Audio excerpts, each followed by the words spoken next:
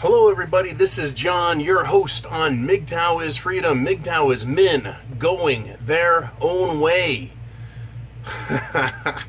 That means men going their own way. I guess you can go whatever way you want. If you're a man and you're making the decision, then you do it.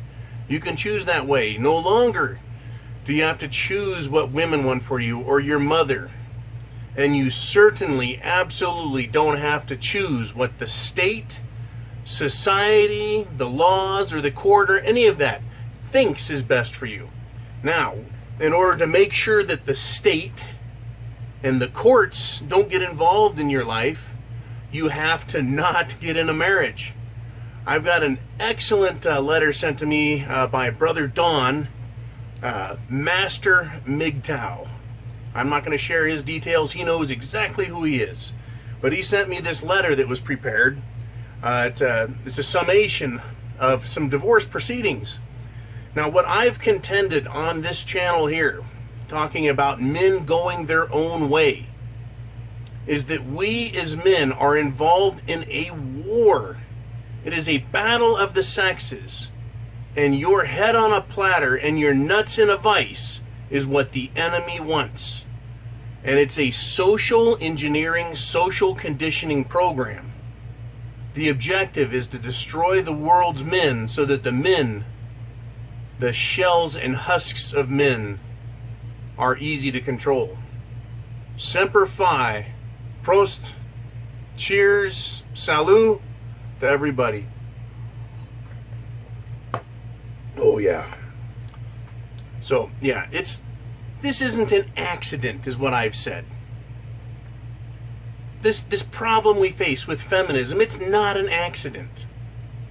So I'm going to read this letter, and I'm going to make it as entertaining as possible.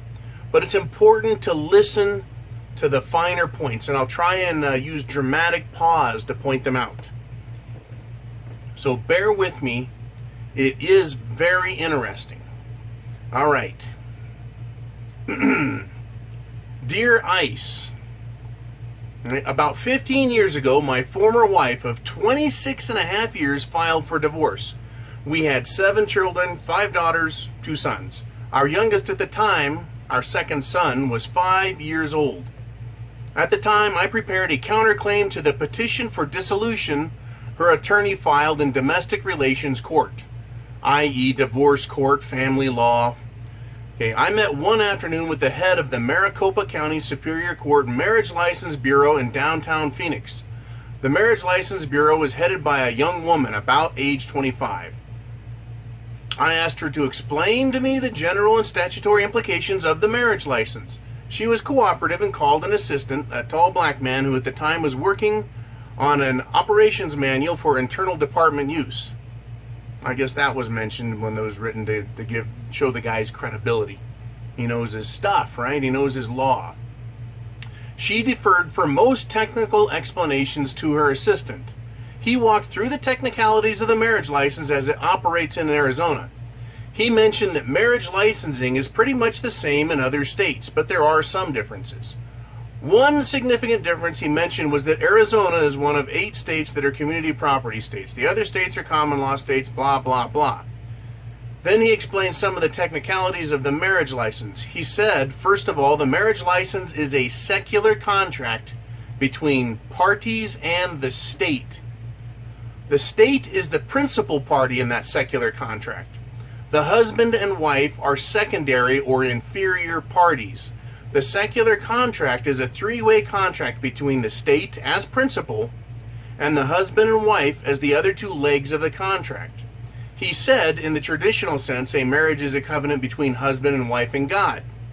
But in the secular contract, the reference to God, right, it's just a dotted line. It's removed, and it's not officially considered, right, included in the secular contract.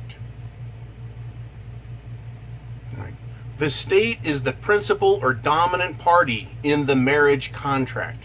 The husband and wife are merely contractually joined, quotes, as business partners, and has nothing to do with a religious union, which is the traditional marriage.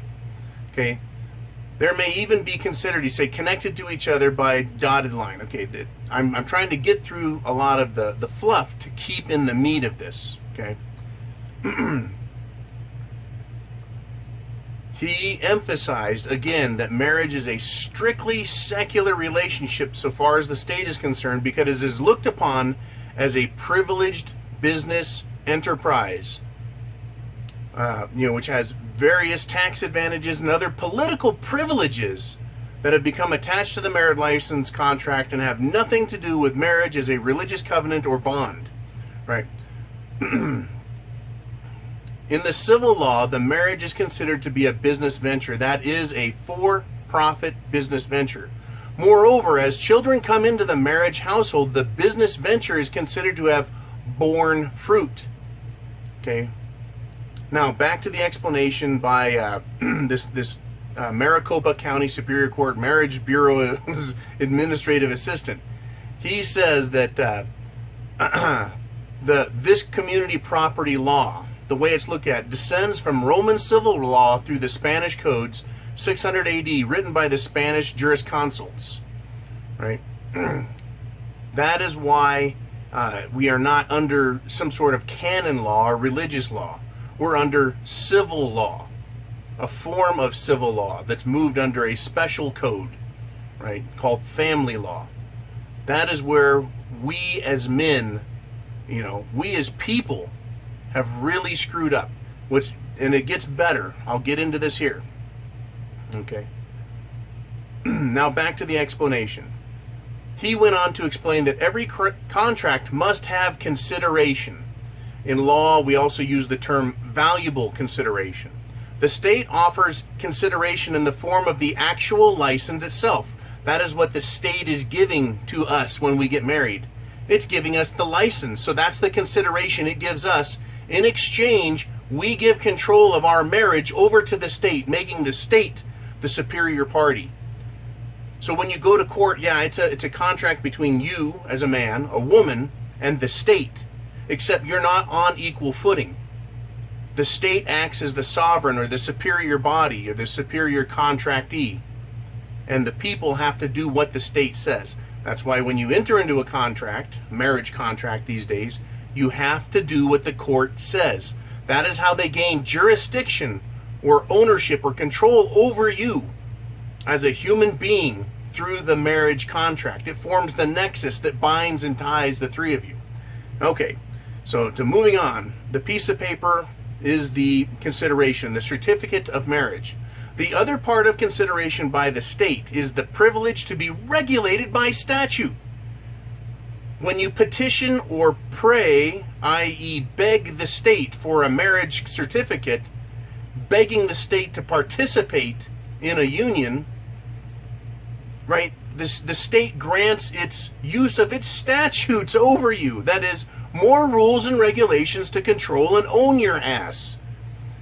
Okay, so the guy goes on. He added that this privilege to be regulated by the statute includes all related statutes in all court cases as they are ruled on by the courts. Right? So you're like, what does this have to do with me? It's a divorce. Get out of the way, state. That's not how it works. Okay?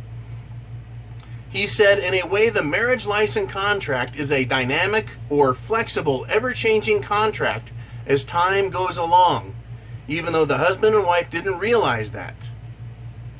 The author says, my thought on this is, can it really be considered a true contract as one becomes aware of the failure by the state to make full disclosure of the terms and conditions?